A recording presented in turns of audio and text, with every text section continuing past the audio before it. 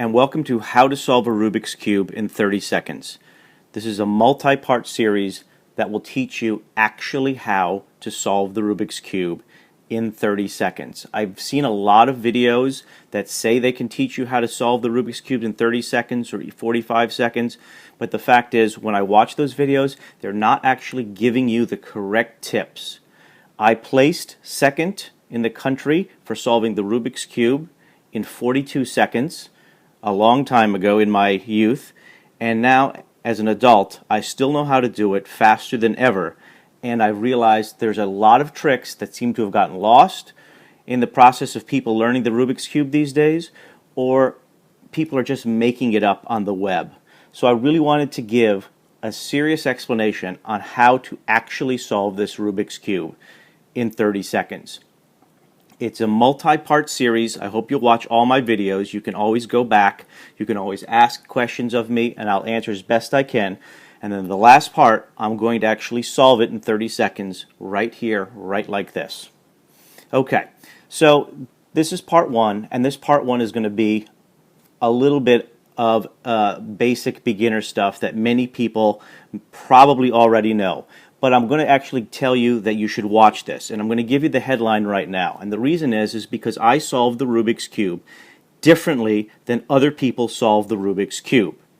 Most people will solve it when you watch all these videos online or in the books by doing row by row. They do the first row, they do the second row, then they do the third row. To solve the Rubik's Cube in 30 seconds, you actually need to approach it completely differently. I do not use the top row, middle row, bottom row method at all. In fact, what I use is what I call the X's and O's method. I actually do the corners first until I have an X on every side, and then I do the edges second. The reason I do this is because there are fewer turns needed to do that to solve the cube. And when you're trying to solve a Rubik's Cube in under 30 seconds, you need as few moves as possible. So I'm going to just go over some of the real basic things here, and then I'll teach you how to get the corners going. And literally, you're going to put X's on every one of these corners in less than 15 moves. Okay, so obviously this may be a review for some of you, but bear with me. We all know that the centers do not move. The centers are the only thing here. The centers are the only thing I put that can never move. You can move everything around, but the white and the yellow will always be opposite from each other. The green and the blue are always opposite each other. It may be different on other types of cubes, but know that no matter what you do, you cannot move the middle. That's obvious for most people who are already solving the Rubik's Cubes. Also obvious to most people solving Rubik's Cube is that these edges and these corners are linked together. In other words, this corner here, let me put this back. So now that I've got the puzzle back together, this corner here, the orange, yellow, blue, always must go with the orange center, the yellow center, and the blue center. The yellow, blue edge must always go with the yellow, blue edge. While there are other yellow pieces, they must always go with their corresponding middles. That's pretty basic stuff again, and I'm just going over it so that we have a true understanding of what most people already know about the Rubik's Cube. Now, the great thing about solving the corners, the X's and the O's, is that if you really then break it down into saying you're going to do the corners first, which is basically to put an X in every side. This corner, this corner, this corner, this corner, plus the middle makes an X. And that would be the case for every single side, which I'm going to start to show you in just a second here. What you'll notice is that there is only, this is obvious, but I'm still going to say it, there are only 8 pieces. 1, 2, 3, 4, 5, 6, 7, 8. You're not actually doing the middles, remember? So that's only 8 pieces to put together. That's why when I say in about 15 moves, you're going to have an X on every side.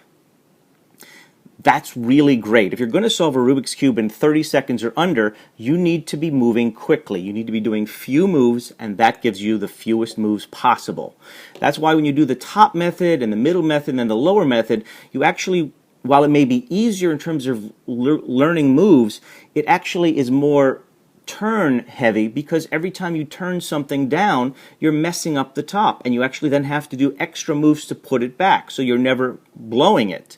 In my method, you actually wind up putting a lot of the pieces in place, but it's not until the last 10 seconds, it's not until you're 20 seconds in, that you actually put the cube together. And that's because I have a method that's different, that's going to show you how to do it. Yes, it's going to require you to learn a few moves, but I'll tell you, these moves are really good moves, and a lot of people don't even know some of these moves. They're very valuable.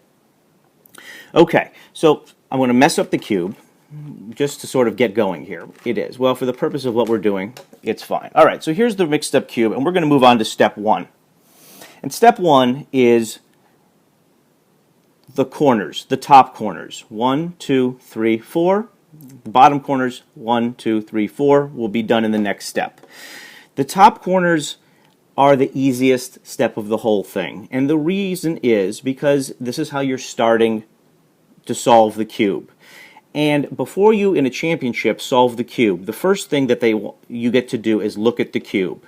And I'm going to tell you that this is actually one of the most crucial decisions you're going to make in solving the Rubik's Cube, because what you're actually going to think about is you're going to look at the center of every piece and say, which side can I get all 4 corners lined up exactly right as quick as possible? So like if we were to look at the blue side, I have a blue, yellow, red, which is great. I can just obviously slide that into place, but I've got another blue here and one here. It's actually going to take about 10 moves to get all of these blues on, so that's not a good side. When I look here at this side, I say, oh, well, there's 2 easy reds that could come up. There's a red that can come up. That could be, but they're not going to match when I bring them up. You see? And so that's even not that easy. And you want to look around for the side that actually physically looks like you could do it fast. Well, here's 3 oranges together. That's great, but look, this actually orange-blue and this orange-green, they're together, but they're not actually lined up. So that's going to take some time. And I always take the most amount of time that I'm allowed to really look at all 6 sides to determine which side is the easiest. Now, the one thing I don't look at is the center. I know no matter what, the center can be moved around. I'm looking at the relationship of the outside x's to find out which top I can solve first and fastest.